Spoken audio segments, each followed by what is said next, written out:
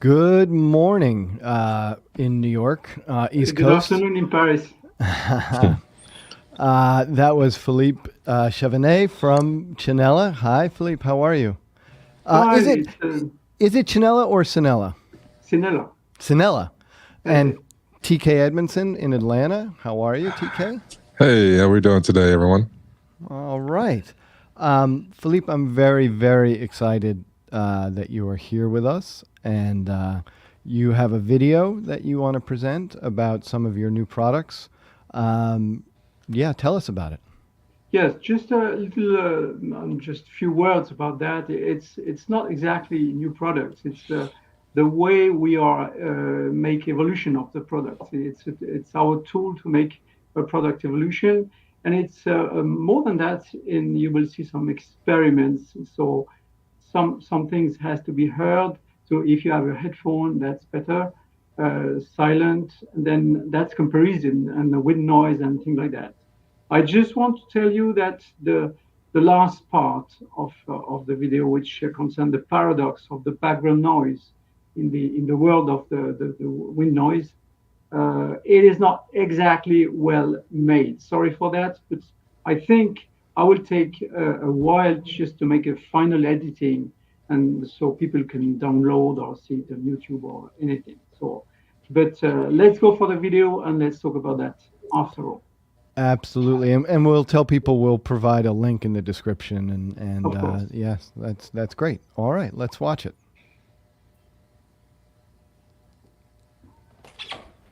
Hey, my name is Chris Howland. I'm a sound mixer from Los Angeles, California, but I'm not in LA today. I'm in Paris, France, at the headquarters of Cinela, and we are so excited to be here at the Gotham Sound Expo. Thank you. This is the Cinela lab. Let's go do some experiments.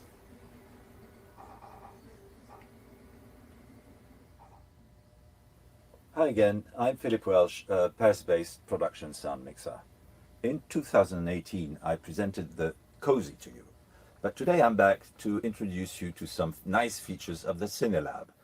The Cinelab is able to perform acoustic and wind measurements. The acoustic bench is composed of a big tube for measurements below 300 Hz, down to 10 Hz, and a semi-anechoic open space for measurements over 200 Hz. The aim is to produce a frequency response of the wind protection unit by comparison between the nude and covered microphone. The wind test is produced by this rotating machine.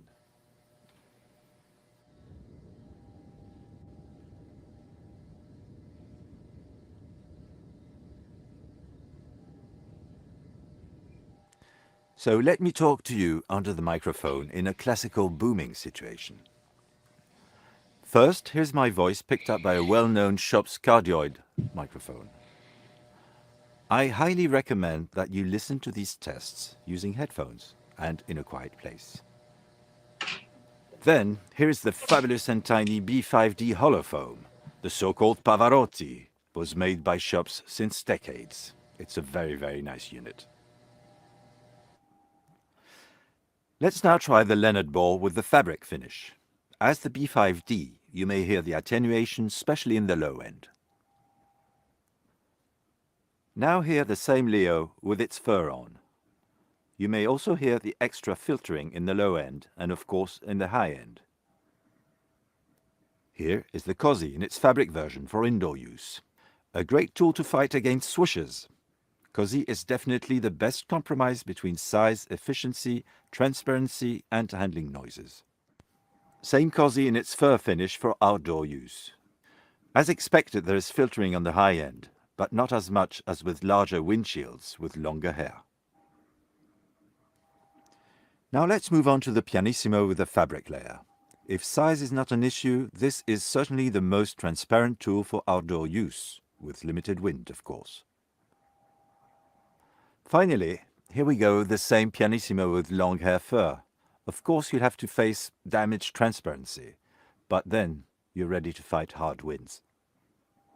And now, let's move on to make some wind tests.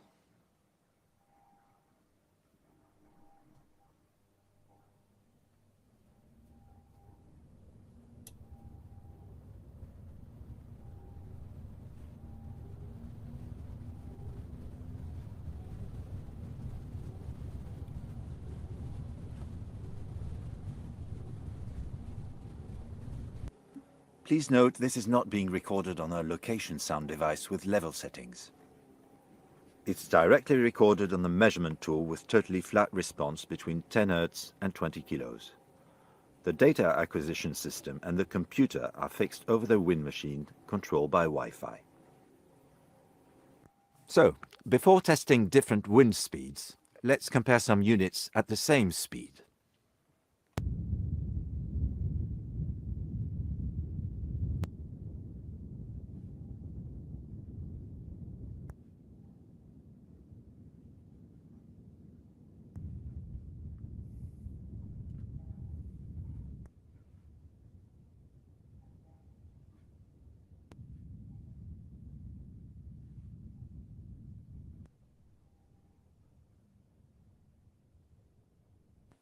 As you can hear, there is a very high dependency between size and efficiency, but some other aspects have to be taken into consideration. The fur hairs themselves play a role as direct turbulence damper, but they also create a bigger volume, which is good for efficiency. By opposition to windshields, small windscreens may have some hard structure elements quite close to the capsule, leading to accidents on the wind noise. Full surrounding windshields do produce smoother noise spectrums. Now, here is a test showing the correlation between wind noise and wind speed. Speeds are chosen between 4 and 9 meters per second. Then we can compare all units in the same speed range.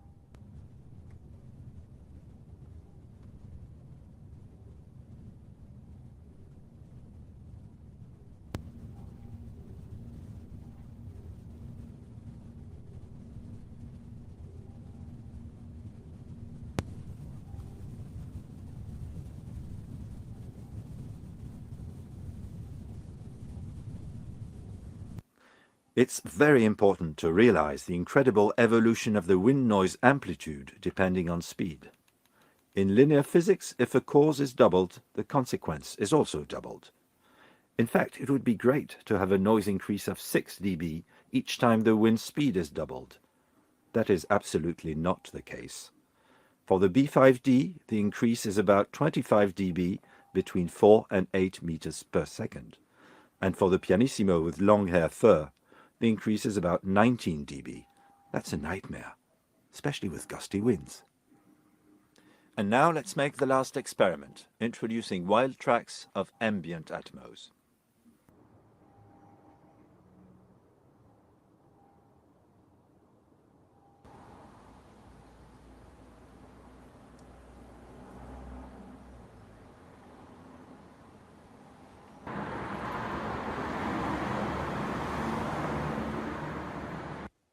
Here's an example of a low-level voice in a calm situation. This could be at night, in a quiet place, or even in the desert.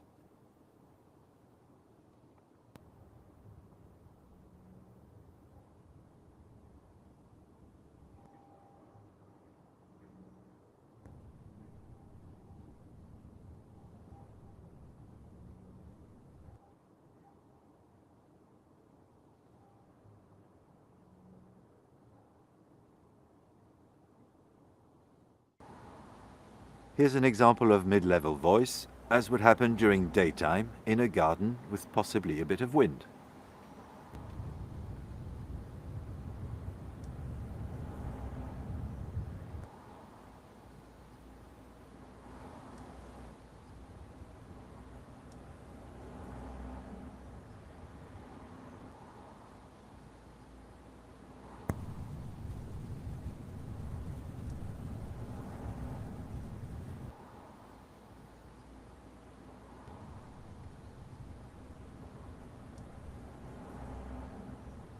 And now, an example of high-level voice in a noisier situation. This could be next to a busy street and or on a windy day.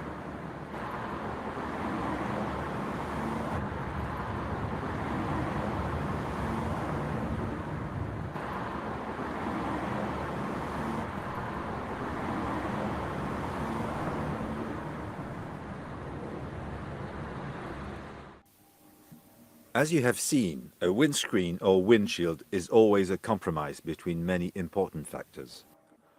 First, the wind protection device has to be chosen, also considering its transparency. Second, size matters. The larger you can deal with, the better the protection. Third, the induced wind noise is highly dependent on wind speed, especially with gusty winds. That's nature and physics. A windshield manufacturer can do his best, but not miracles. Fourth, the windshield is just the first step. The second step is the ambient noise itself. The louder the noise, the better the result.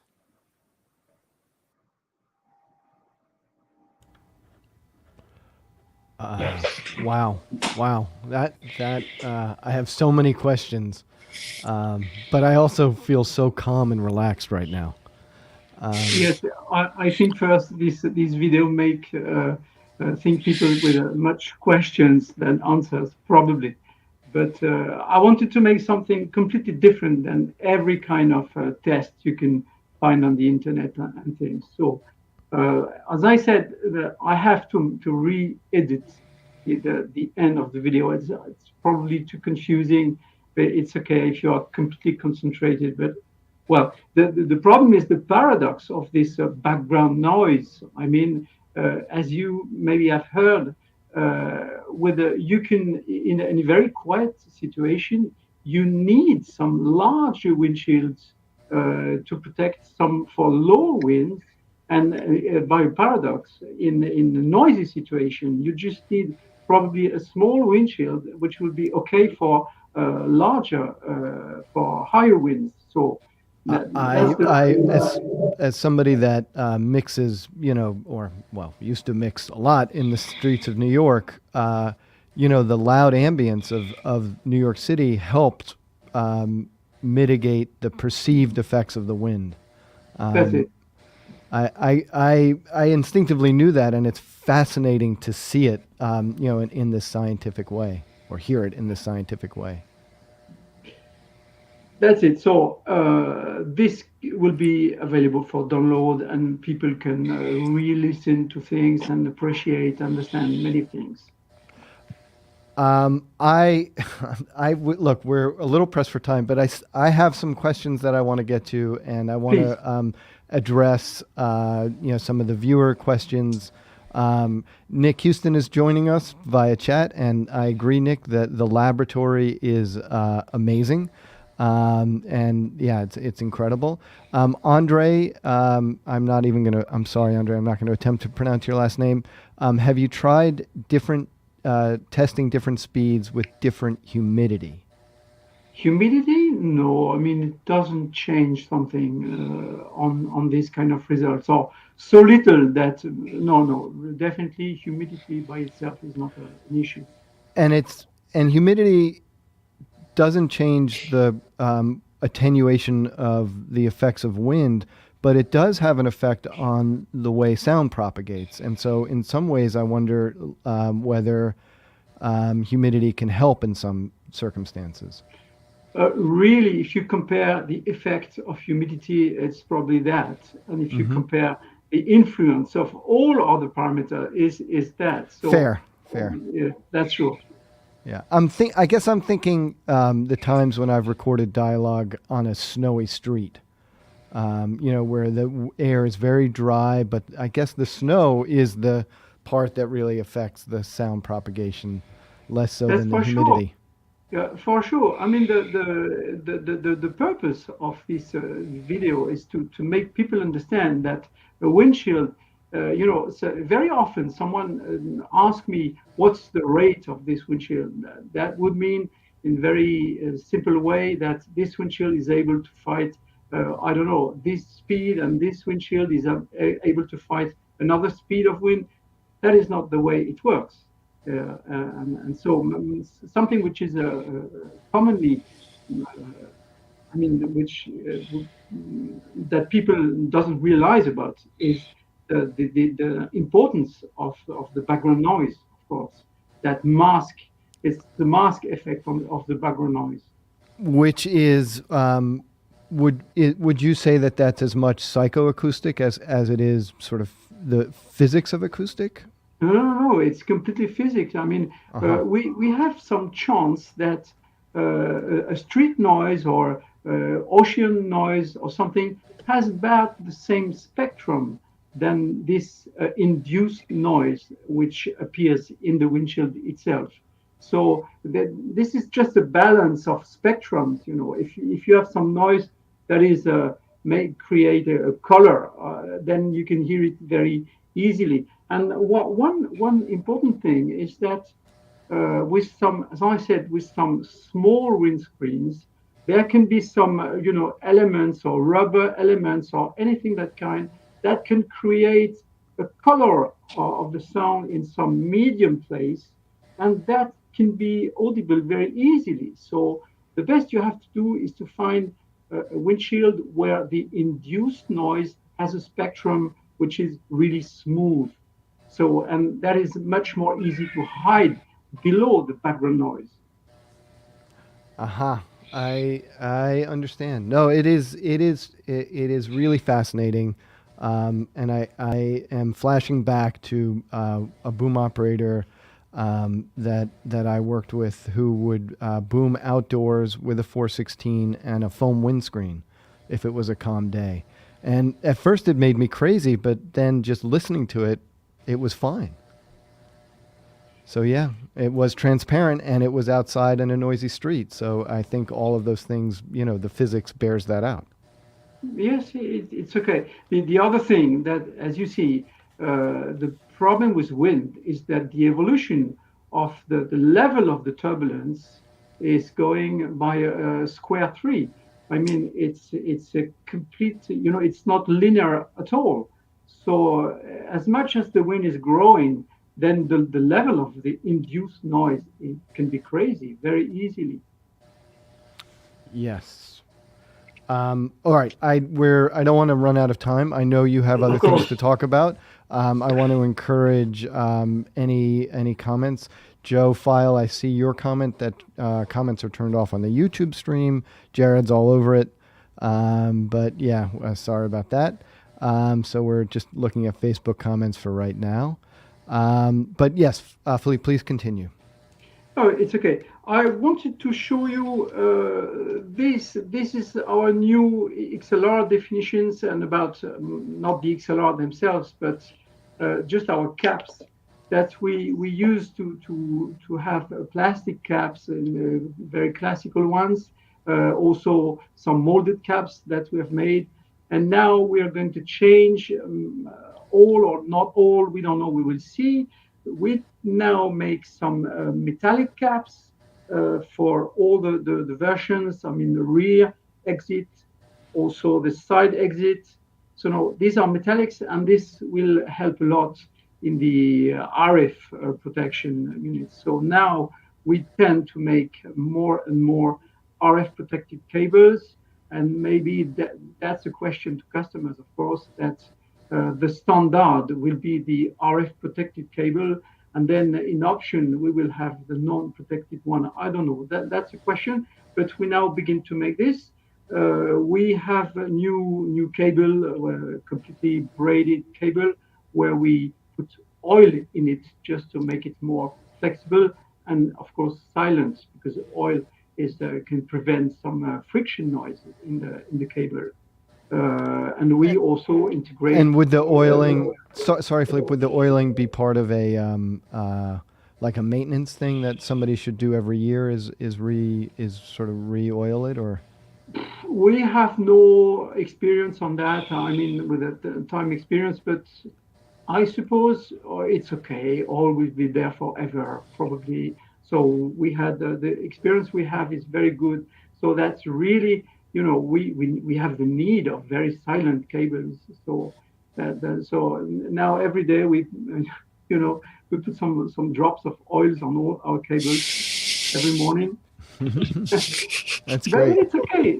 It's okay. And we have also this RF filter integrated in the female XLR. And just for people who don't know, the RF filter is essentially required for anybody using digital wireless in association, or is it needed in general? No. This is really needed now with the evolution of all these digital transmitters, of course. This is a well-known case. So people have also to understand that even if you have the best cable fully protected with a filter, perfect filter, everything shielded everywhere, you still have plenty of microphones that will not work when they are approximate to the digital transmitter. They will be affected for sure.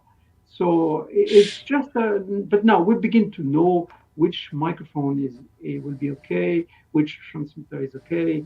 So, but that makes it's a bet. Each time it's a bet. It's okay. We now have very good results about it. And to be fair, I've seen issues too with some of the wireless camera gear as well, because the microphone is often so close to the camera at that point that it's picking up those transmissions. So yeah, it's not just the audio transmitters. Why not move to completely all metal connectors? Is it a weight thing, or is that why sometimes it's an option? The problem is that we have to keep. I think we are now about married with Nutric, because we have made plenty of molds where all the shapes are completely designed. The machine, it's milled, it's machined everywhere. So all our molds are adapted to this kind of shape. And one thing to know is that the old X series of this clock connector is now finished completely. So we have to deal with the new double X series, and that creates problems. We have to change molds and change millings. But as you said, with the metallic cap, that creates a full metallic body. I mean, it's completely, there's no plastic, just a little hole, and now and that helps a lot for RF protection. Good. I think we should turn it over to any comments, and TK, if you have any questions, um, please jump in. I will say just before we get going, Joe File says, I love the cozy with my DPA 4017C. Would love to try something small for the 4018C aside from the B5B. Yes, we are going to talk about the cozy. We can talk about that now. So as I said, we have for those who doesn't know this fabric version, so fabric finish for the cozy, which is really nice for indoor.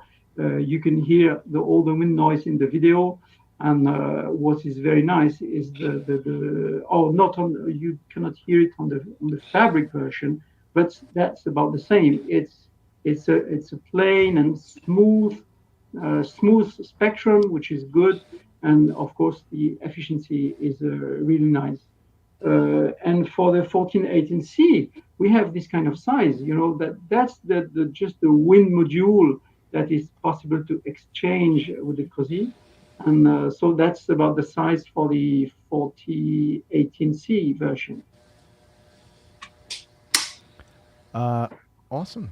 All right. Oh, Giles Tetemort says how much the machine has grown, and he also says, let's see, I have an old video of the wind machine, but it will make you seasick. Okay, how much? That's the question.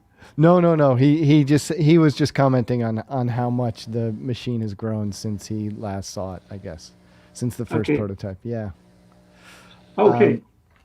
Look, Uh, I am, I'm sorry, but I think we should get to comments, or we should. TK, if you have any questions.